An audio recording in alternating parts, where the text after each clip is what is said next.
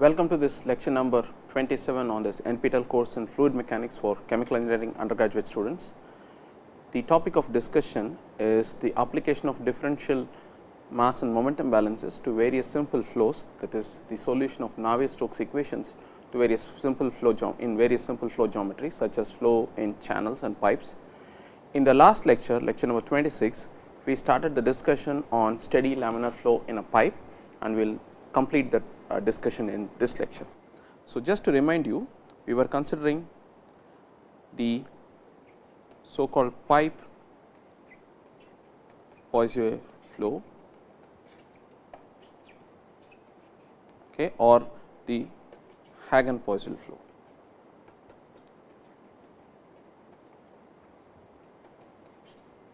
Essentially, you have a pipe of some radius r,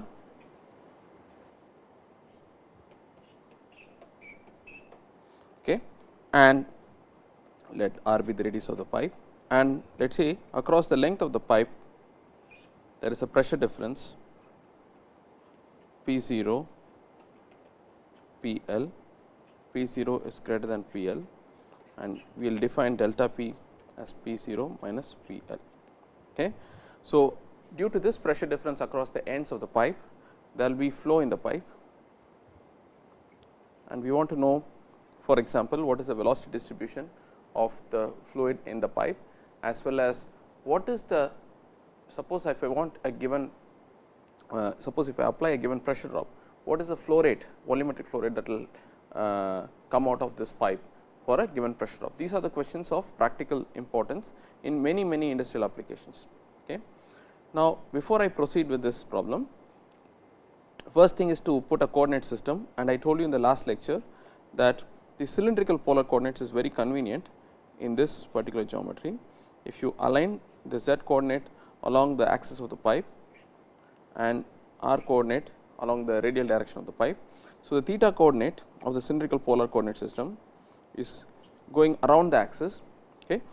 Now, you can imagine, okay, if in relation to a Cartesian coordinate frame, suppose if I draw the Cartesian coordinate frame in yellow color in the same.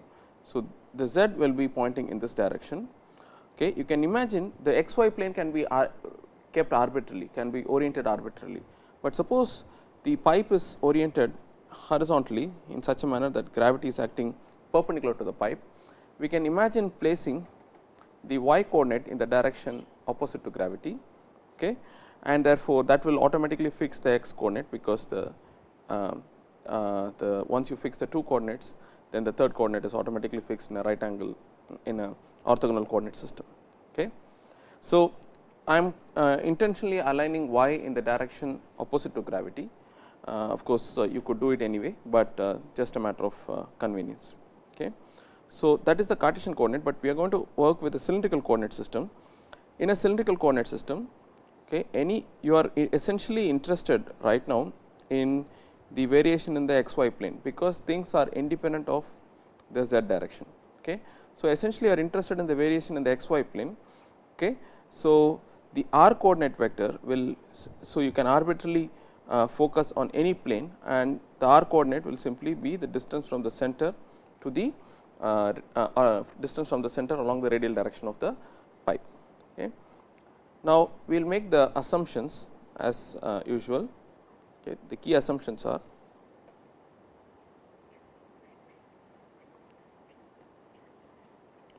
that the flow is steady. If the applied pressure drop is steady, then it is reasonable to expect that the flow is steady. The flow is fully developed, which implies, so let me also write down what this mathematically means. Means that the local time derivative of any quantity, the partial derivative of any quantity with respect to time is 0.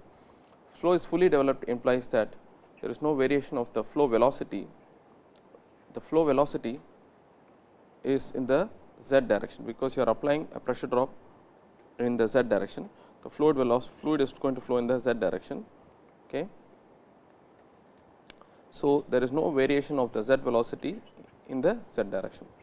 Okay. So, that is the fully developed flow assumption, okay, and the flow is axisymmetric. which implies that there is no variation of the flow velocity z in the theta direction. Also, it means that v theta is 0, okay, because if there is no driving force in the theta direction for driving a flow along the theta direction, and if there is a theta velocity that is going to break the symmetry along the axis symmetry along the theta direction. Okay. With these assumptions, the continuity equation or the mass conservation equation, let us write it as the mass conservation equation, essentially became plus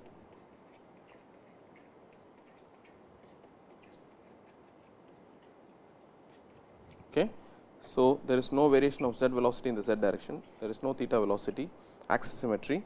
So, this implies that partial by partial r of r v r is equal to 0, or this implies that r v r is a constant, let us say C 1. So, V r is C 1 by r. At r equals r, the radius of the pipe, the boundary condition is that V r is 0. Okay. So, if you put 0 is C 1 by r, which implies that C 1 has to be 0. If the constant C 1 is 0, this equation tells you that V r is 0 everywhere in the domain. It is not just 0 on the walls, it is 0 everywhere in the domain. So, the continuity equation automatically tells you that if you assume that the flow is axisymmetric and fully developed, then there is no reason for us to have a velocity in the r direction, in the normal direction. So, that is the input from the continuity equation. The the momentum equation, okay, there are two components, there are three components, the flow component which is the most important, and the other two components which are in the r and theta direction. In the r direction, so let me just redraw the figure for you. You have a pipe, okay, and we have aligned, okay, gravity, you have aligned y like this and x like this, and gravity in the minus y direction and flow in the z direction. Okay. So, the gravity vector is pointing in the minus E y minus y direction. So, this is the gravity vector, this is the acceleration due to gravity magnitude, and the direction of the vector is minus E y. Now, I can write E y, resolve E y in terms of E r and E theta as follows. E y is simply minus g times sin theta E r plus cos theta E theta. So, g becomes minus g sin theta E r plus g cos theta E theta. Okay. So, if I write down the momentum balance in the r and theta directions, okay, we will get 0 is minus partial p partial r, this is the r momentum, minus partial p partial r minus the component of gravity in the r direction, which is g sin minus g sin theta, and similarly the theta momentum equation,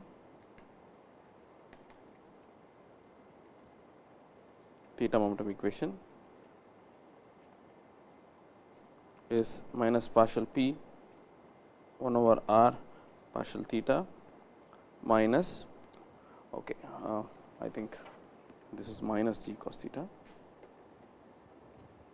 okay, because there is a minus sign overall, therefore, it is minus g cos theta.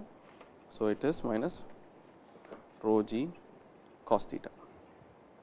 If I integrate the first expression, okay, with respect to r, you will get minus partial p partial r or partial p partial r is minus rho g sin theta. Okay. Now, p, if I integrate partially with respect to r, I will get minus rho g r sin theta plus a constant which is a function of theta. If I integrate the theta momentum, I will get partial p partial theta is minus rho g r cosine theta. Okay. So, So, if I integrate this with respect to okay, let me redo this again. If I integrate this the r momentum with respect to if I integrate the r momentum equation with respect to the partially with respect to the r direction. So, integral of sin theta d d theta of cos theta is minus sin theta. So, integral of sin theta is minus cosine theta plus a constant. So, this there will not be a minus. I am sorry, this is integrated only with respect to r. So, I am not integrating with respect to theta, we will come to that later. But the key thing is that this constant will be a function of both theta and z, because I am only partially integrating with respect to r. Likewise, if I integrate this with respect to theta, minus I will get minus rho g r, and d d theta of sin theta is cos theta. So, integral of cos theta d theta is simply sin theta. Okay. So, minus rho g r sin theta plus some constant d of theta z. And if I compare these two d of r z, because I am integrating this with respect to theta. So, the constant can in general be a function of r and z. So, that if I take the partial derivative of this with respect to theta, I get back this. Okay. Now, if I compare these two relations, I can say that P has to be minus rho g r sin theta plus this constant cannot be a function of theta, and this cannot not to be consistent, this has to be just a constant of z, sum of z. So, that partial p partial z will be a function only of z.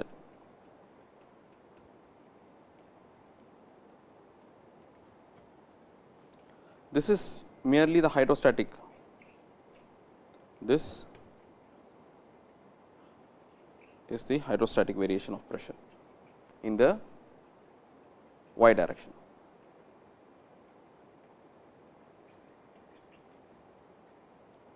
That is because in cylindrical coordinate system,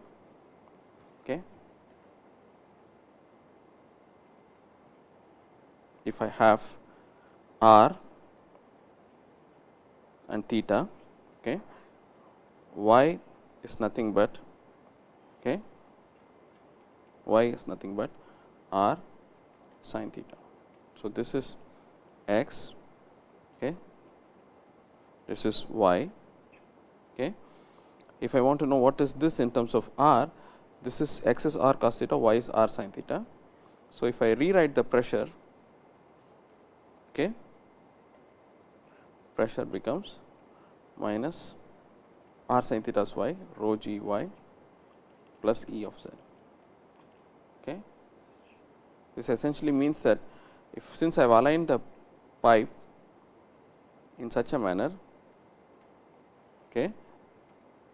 I have aligned the pipe in the manner such that gravity is like this and y is like this, there has to be, and z is like this, and x is the direction again perpendicular to gravity.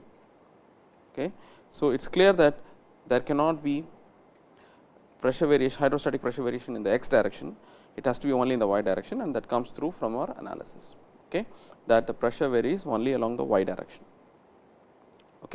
Now, let us, and the most important input from this momentum balance, the normal component of the momentum balance is that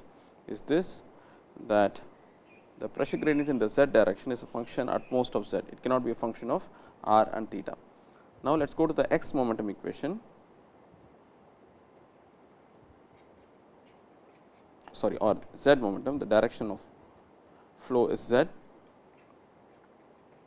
in the cylindrical coordinate system. So, you will get various terms like this, rho partial v z t dt partial t plus v z r theta z.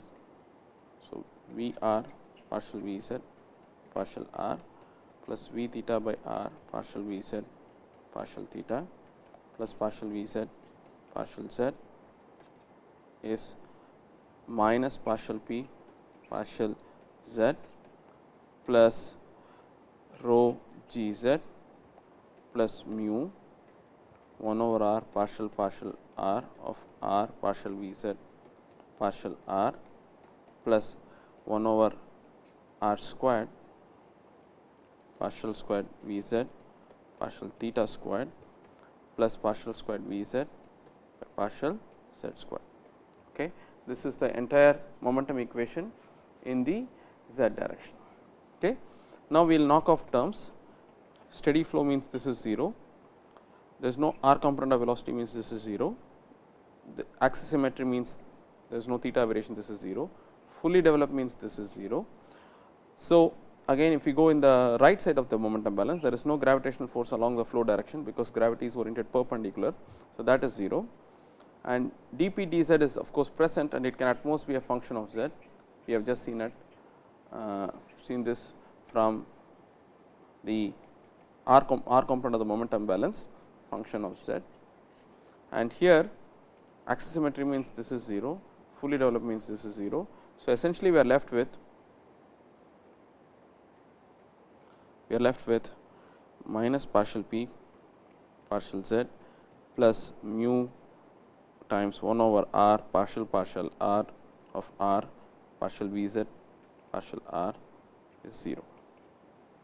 Now, we will use the same logic that we use for plane Poiseuille flow in this gap between two rectangular surfaces through parallel plates, okay, which is also driven by pressure difference across the ends of the two ends of the channel,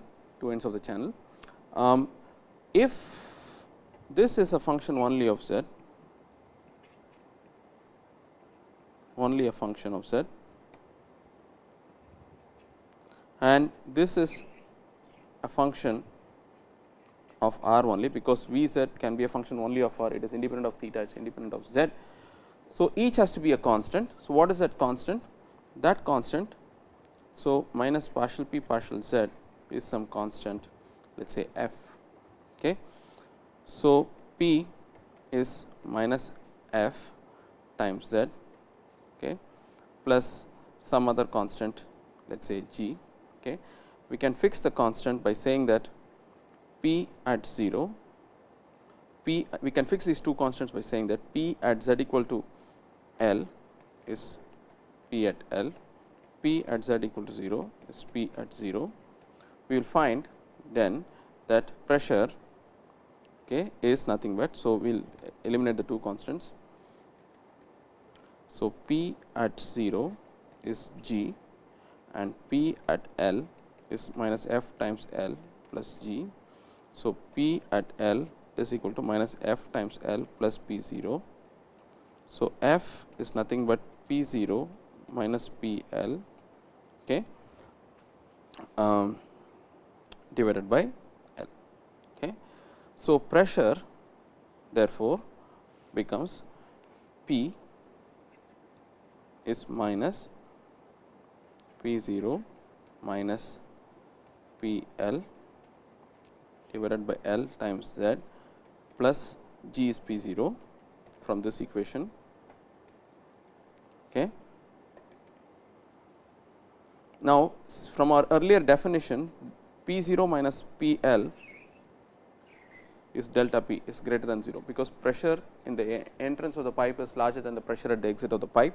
So, p becomes minus delta p by L z plus p 0, and partial p partial z which occurs in the momentum balance becomes minus delta p by L. This is an important input to the z momentum balance, okay, from our analysis. So, if you look at this term, therefore, this becomes minus del p by L, because that is what this is coming to. Okay. So, the z momentum balance after all the simplifications becomes minus delta p by L plus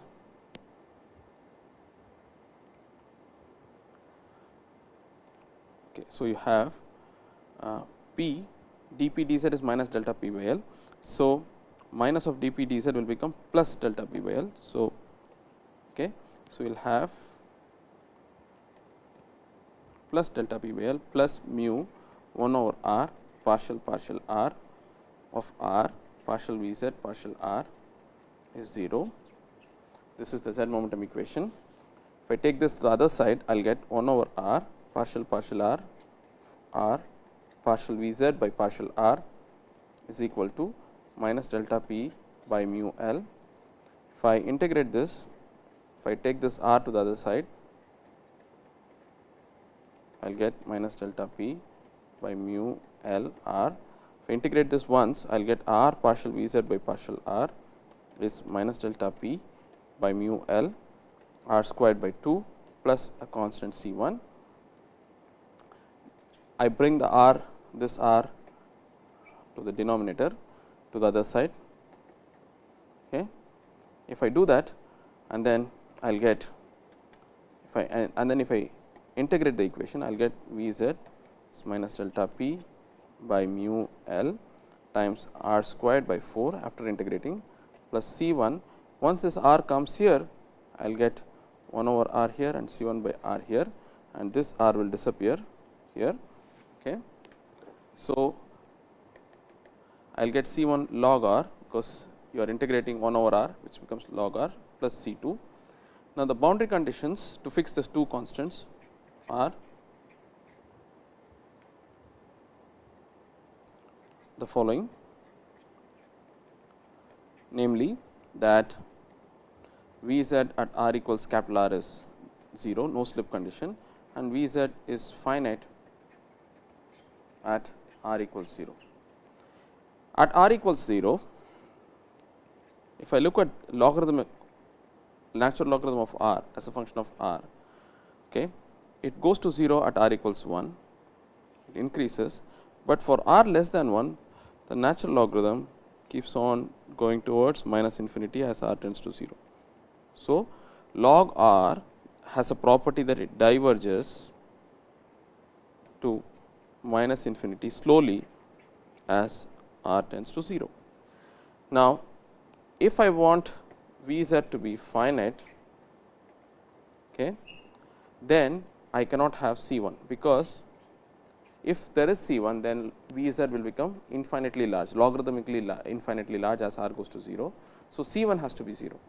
So, V z therefore becomes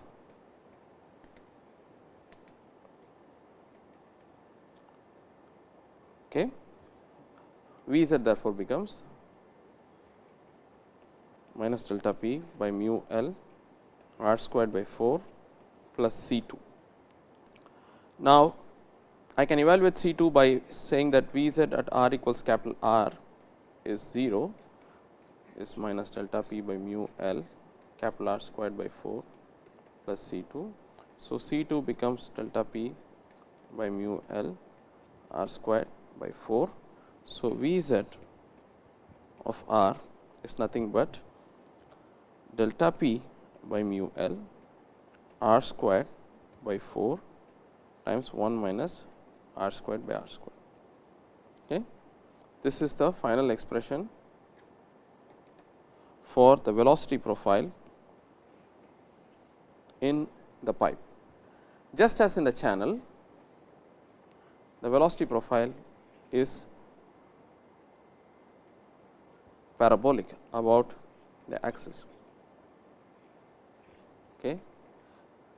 So, the velocity is 0 at the wall and maximum at the center of the pipe. Now, we can do the same exercise, that is carry out the calculate the volumetric flow rate and so on. Okay. We can do that in the following manner. So, to calculate the volumetric flow rate across the pipe, all you have to do is calculate the velocity vector dotted with the, suppose this is these the flow direction is E z. So, you want to calculate the volumetric flow rate on a surface whose unit normal is E z. So, take the velocity vector dotted with n integrated over the cross section of the pipe, okay, which is a circle, okay, integral over the area of the pipe, cross section area of the pipe. Okay. So, this becomes therefore integral theta is 0 to 2 pi, r is 0 to r d theta V z dr. Okay. This is the volumetric flow rate. So, the volumetric flow rate is nothing but, now I am going to substitute for V z, which is delta p by mu L r squared by 4, okay. Integral theta is 0 to 2 pi d theta, integral r equals 0 to r dr of 1 minus r squared by r squared. Now, if you notice this integrand is independent of theta. So, I can do the theta integral trivially, it will give you a factor of 2 pi. Okay. So, q is 2 pi delta p by mu L r squared by 4 integral r equals 0 to r minus r cube by r squared dr, that is the value of the integral. Okay. So, q is now pi delta p r squared by 2 mu L. I am going to, I have cancelled this 2 with 4 to get a factor of 2. Okay. Okay, which is what I am carrying over here. Okay. Then, if I do this integral, okay, I get times r squared minus r to the 4 by 4 capital R squared 0 to r. So, therefore, q becomes pi delta p r squared by 2 mu L times capital R squared minus r squared by 4 r to the 4 by 4 r squared. So, this will cancel to give you an r squared here. So, I will get q is, so I will get a factor of 3 over 4. Okay. So, I will get q is nothing but, okay, pi delta p r squared. So, I mean now I can write it as r to the 4 by 2 mu L, okay, times 1 minus 1 by 4 is 3 over 4. So, 3 over 4. So, q becomes delta p r to the 4 by 8 mu L pi delta p r to the 4 by 8 times mu times L. Okay. So, this there was a mistake, this integral is r squared by 2. So, you have an r squared by 2 here. So, you get 1 by 2 minus 1 by 4, which is 1 by 4. Okay. So, you get a factor of 1 by 4 here. So, you get 4 2s are 8. Okay. So, this is the expression for volumetric flow rate, okay, in a pipe when there is a laminar flow. Okay. So, the volumetric flow rate is directly proportional to the radius of the pipe as the fourth power.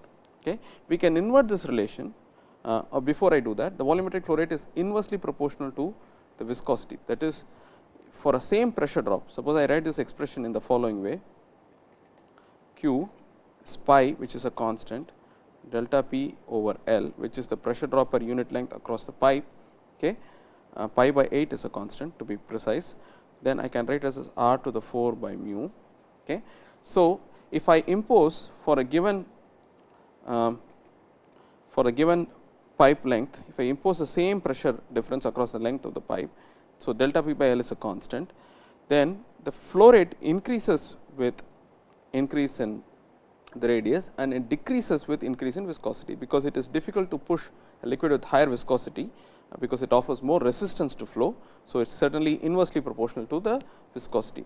Now, I can of course invert this relation, okay, and say delta p by L is 8 q, okay, divided by pi r to the 4, 8 q mu, okay, divided by pi r to the 4.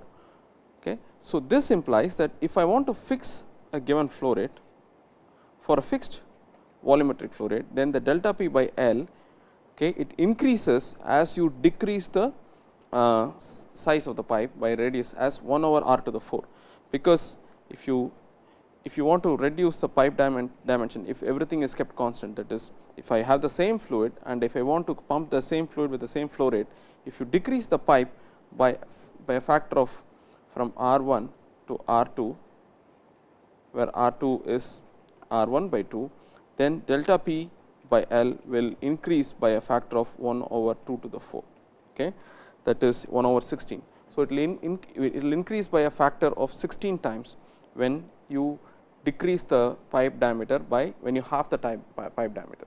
So, this is a major result, but this again to re-emphasize, this is valid only for what are called laminar flows. That is, as I have told you in the last lecture also, the fact that we are able to obtain one solution to the Navier-Stokes equations after making several assumptions does not mean that one can necessarily get these solutions in experiments.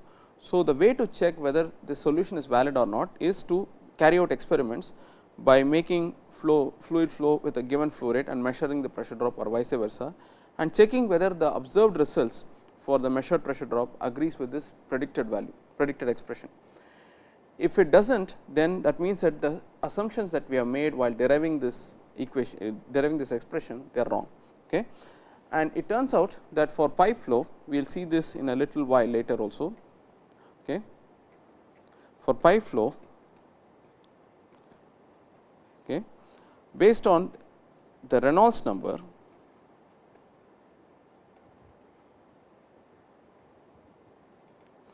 which is RE is defined as the average velocity times the diameter of the pipe times rho by mu. Okay. If you define the Reynolds number based on average velocity, where the average velocity is nothing but the volumetric flow rate divided by cross sectional area pi r squared, okay, then if the Reynolds number is greater than 2000, then the flow is not laminar. This is what experiments say.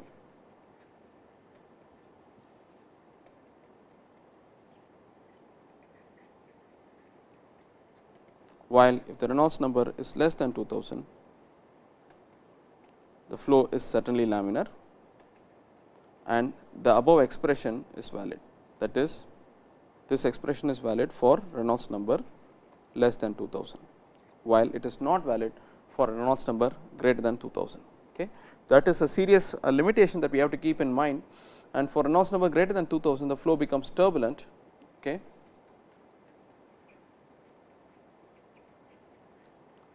Turbulence follows when the Reynolds number is greater than Reynolds 2000 or around that value. So, we cannot use the laminar flow predictions under such conditions. Okay. We will return to this problem of flow in a pipe in a slightly different context of looking at this problem from a perspective of non-dimensionalizing the problem using various non-dimensional groups. And in that context, we are going to revisit the same expression, but right now, before I just complete this, I am going to just make 2 points. Okay. Namely, from here we can calculate the average velocity by dividing this expression by pi r squared. You will get the average velocity to be, okay, delta p r squared by 8 mu L is the average velocity. Okay. Now, in a pipe flow, so the average velocity in a pipe flow is delta p r squared by 8 mu L. Okay. In a pipe flow, one can also find the maximum velocity, and that happens to be delta p r squared by 16 mu L. This happens directly from the governing laminar flow velocity profile equation, which is right here. Okay.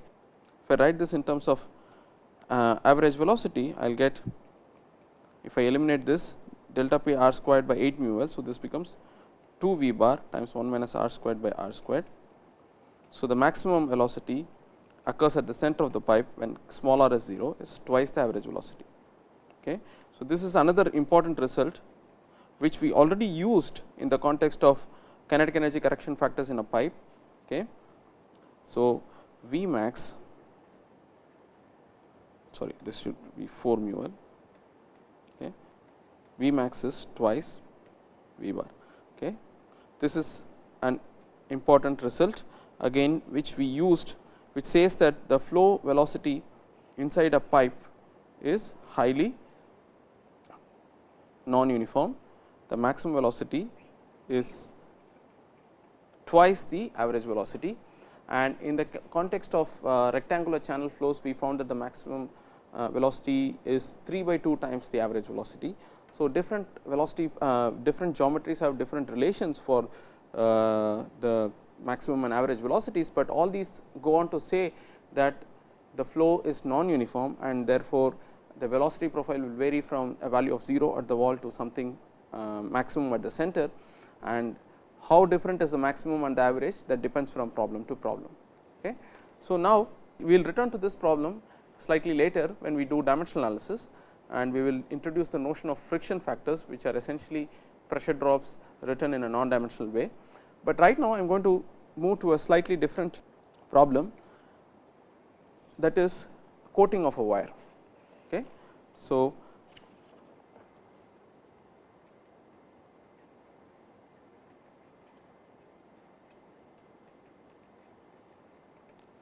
essentially the idea is you have a bath of liquid, okay, and you have a die. You want to coat a wire, long wire.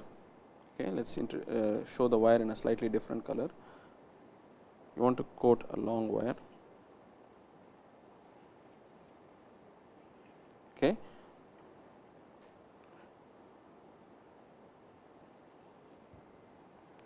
Okay. And the wire is moving with a velocity. You are constantly pulling the wire with a velocity v wall, okay, v wire. You are constantly pulling the wire in this direction, and there is fluid, liquid in this bath. So, we have a wire, a very long wire, infinitely long wire, that is being pulled from a bath of a liquid. So, with the intention of coating this wire. Okay. So, essentially you have a long wire, which when it comes out, so I am drawing the wire with a green colored thing, and the fluid, okay, let us draw it with an orange color, okay, will be coated as you pull the wire. Okay. Now, the radius of the wire is R W, okay, and the radius of the coated wire from the center of the wire to the coated wire is R C. Okay. So, let me draw this in an enlarged way. So, this is the wire. Surrounding the wire is a coating far away from the exit of the die, okay, and this is placed in a concentric way. So, although my diagram is not very accurate in depicting that. Okay. This entire distance from the center of the wire is to the coating. This is the coating, the liquid coating, okay, while this distance is the diameter of the wire. Okay. Now, the diameter of the die, which is of course another parameter, is from the radius of the die, that is R D. Okay. So, you have 3 radii. One is the radius of the wire itself, the other is radius of the coated wire, which is greater than the radius of the wire, because the liquid is going to coat the wire, and of course, there is a radius of the die in which the wire is moving. Okay. The goal of our calculation using the differential momentum balance is to find an expression for the coated radius. Can we predict what will be the coated radius? Okay. In terms of parameters such as the radius of the wire, the radius of the die, the velocity of the wire. Okay. Can we say something? Okay. And that is what we want to solve. Okay. And another thing that we can ask is, what is the force that we must exert on the wire, so that the wire moves with a constant velocity. This is another question of practical interest, that is, if I continuously want to pull the wire with a constant velocity, I have to keep applying a force on the wire. okay, and that will be resisted by the fluid motion in the die. Okay. So, our goal is to analyze the what is going to happen for the fluid flow in the die region, in the annular die region. So, I am going to shade it with yellow. So, I am going to be interested in the flow distribution between these two in this region. Okay. I am not going to worry about the flow in this region, okay, because far away downstream, okay, there will not be any viscous drag on the liquid that coats the wire, and therefore, all the liquid will move with the constant velocity same as the wire velocity V w. Okay. So, far downstream, okay, downstream away from die exit, the exit of the die, okay, I am going to have, suppose I have the die moving with velocity V w and the coated fluid. Okay. The coated fluid will have the same velocity, it will move like a rigid body along with the, and the velocity profile will be a plug like flow, because there is no shear stress exerted by, there is negligible shear stress exerted by the air surrounding gas on the liquid. So, therefore, there will not be any variation in the velocity in the coated annular liquid far away downstream, because it is surrounded by atmospheric air, okay, which is air. So, which is very stationary. So, I can do a simple mass balance. I say that in the downstream side, okay, the volumetric flow rate therefore, of the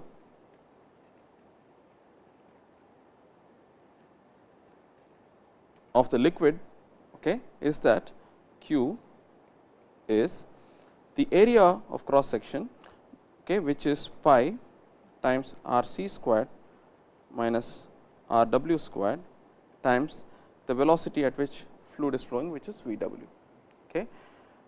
That is the volumetric flow rate that I would expect, okay, far away in the from the downstream of the die exit. Okay. Inside the die,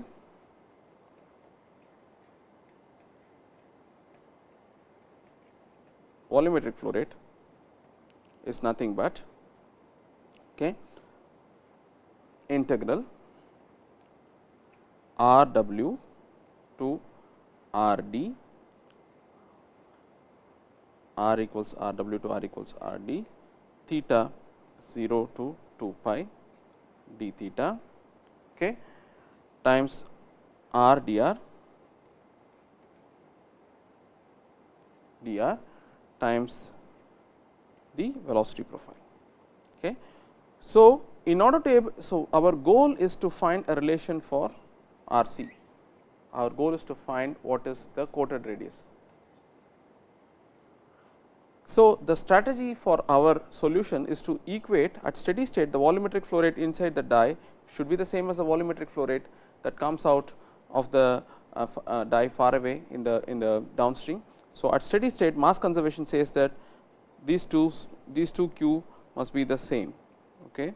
At steady state Q in the die is Q at downstream section. So, by equating these two, we can find, by equating this and this, we can find these two expressions, we can find an expression, the answer for what is the coated radius. But in order to do that, we should know what is the velocity distribution in the gap of the die. So, that was the so what is the velocity distribution here?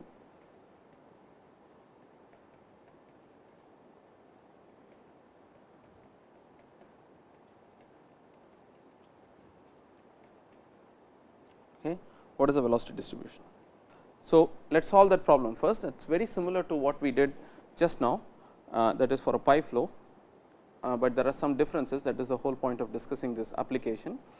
Now, we are going to use the usual assumptions.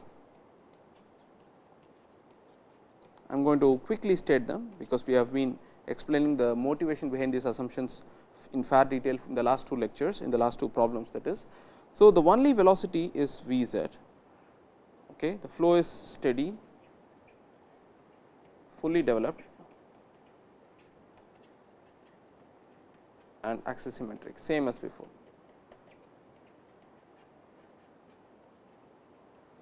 the only velocity is v z, and v z is a function only of the radial coordinate r, v r is 0 and v theta is 0.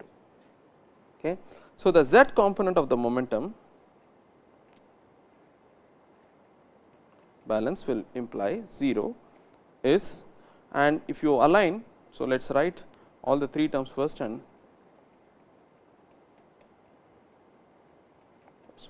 r partial r mu times 1.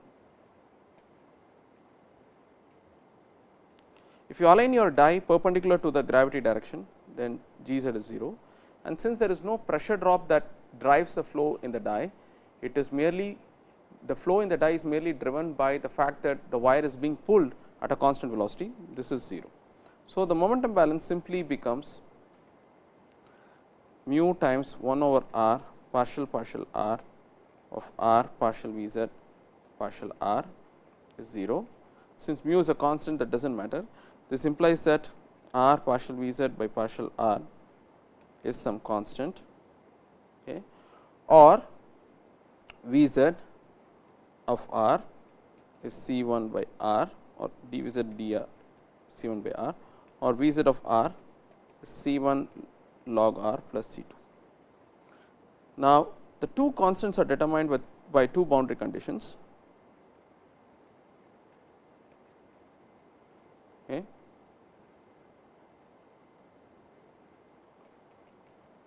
Namely, that v z at r equals r wire is v w, the velocity of the wire, and v z at the position of the die radius is 0, because if you remember the geometry, the wire is being pulled inside the die, okay, at this velocity is v w, while this velocity is 0. Okay. These are the two boundary conditions to determine the two constants. Now, the key reason for the introduction of this problem is that in the pipe Poiseuille flow, we neglected C 1, because at r equals 0, the solution was blowing up to infinity. Okay, it was diverging to infinity. Whereas, in this problem, the flow domain does not involve r equals 0, because the flow domain is basically r equals r wire to r equals r die. The radius of the wire is not 0, because wire has finite radius. Therefore, the r equal to 0, which is a point of singularity in the cylindrical coordinate system, does not appear in the flow domain. So, there is no reason for us to throw away C 1 in this problem. So, we have to merely retain C 1 and C 2 and fix the two constants by using the two boundary conditions. Okay. So, we have two equations, two boundary conditions for fixing the two constants. So, you have two equations and two unknowns. We can solve them to yield V z of r is, okay, equal to V w times logarithm of r by r die, the radius, radial coordinate by radius of the die, logarithm of r wire by r die. This satisfies the two boundary conditions that at r equals r wire, you have velocity of the wire, at r equals r die, logarithm of 1 is 0. So, you have 0 velocity. Having done this, we can do what is the volumetric flow rate.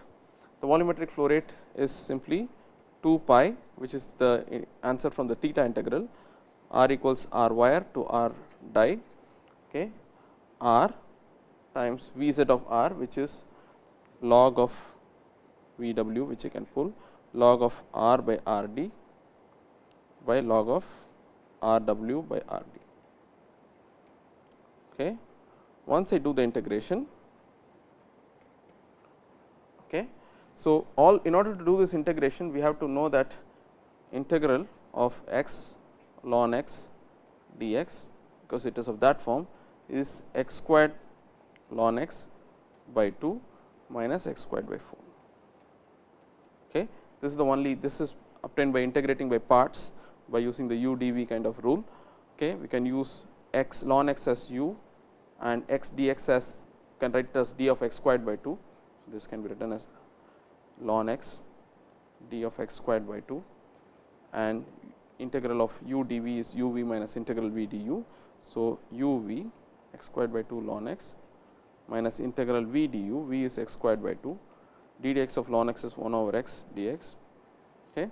So, you get again x squared by 2, x squared by 4, because you have x by 2. So, if you integrate, you will get this. Okay. So, this is the only relation you have to know to in order to carry out this integration, and the rest is just straightforward algebra. So, q becomes, after simplifying, v w pi by log r w by r d times half r w squared minus r d squared. This is the volumetric flow rate inside the die, minus r w squared ln r w by r d. But this must also be equal to v w times pi r c squared minus r w squared. Okay. Remember, far away from the exit, the volume velocity profile is uniform. So, we can now equate these two expressions to find what is R c.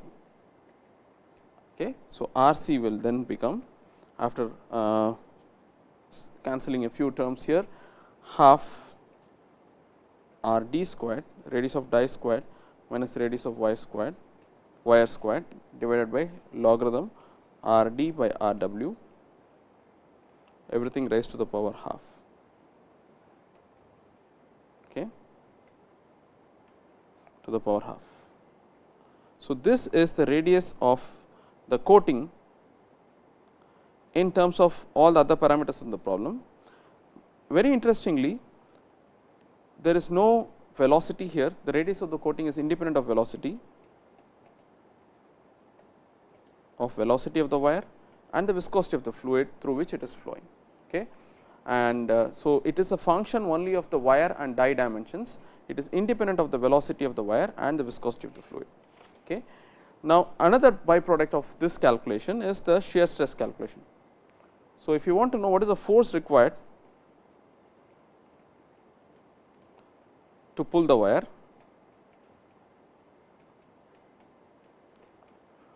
okay, you have the wire, you have to find what is the shear stress exerted by the fluid, this is the r coordinate, at r equals r wire, and that component of the shear stress is tau r z at r equals r times the area of the wire, which is surface area of the wire, which is 2 pi r wire times the length of the wire. Okay. Now, tau, this is the force, this tau r z is eta times partial v z partial r evaluated r equals r times 2 pi r w l. So, this is nothing but eta times, okay, 2 pi. So, after doing this, so if you recall, dvz dr is c1 by r. So, c1 after, so if you use this expression, so this becomes 2 pi, the force is eta times 2 pi times v w l divided by logarithm r w by r d. Okay. So, this is the force, this is the force exerted by the fluid on the wire. So, since r w is less than r die, this force is negative, because the fluid drag force acts in the direction opposite to flow.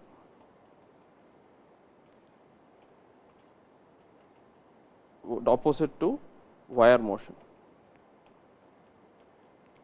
So, the wire is trying to move in the plus z direction, the fluid is trying to exert a force in the minus z direction.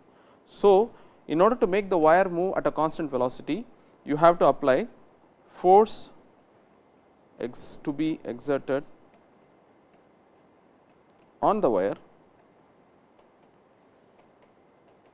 should be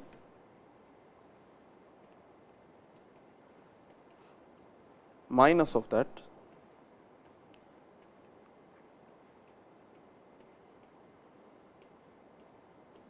because this will now be in the positive x direction. Okay. So, with this we are going to complete our discussion on differential momentum balances. This is a very vast topic in itself, because the solution of Navier-Stokes equations using various simplifying approximations or more sophisticated mathematical methods or computational methods is a very important topic in modern fluid mechanics. But being an introductory course, we will have to content ourselves by stopping at this point. We will return to some applications a little later in the course, at the fag end of the course, but right now we will stop at this point, and in the next lecture we are going to start a new topic, that is dimensional analysis. So, we will see you in the next lecture.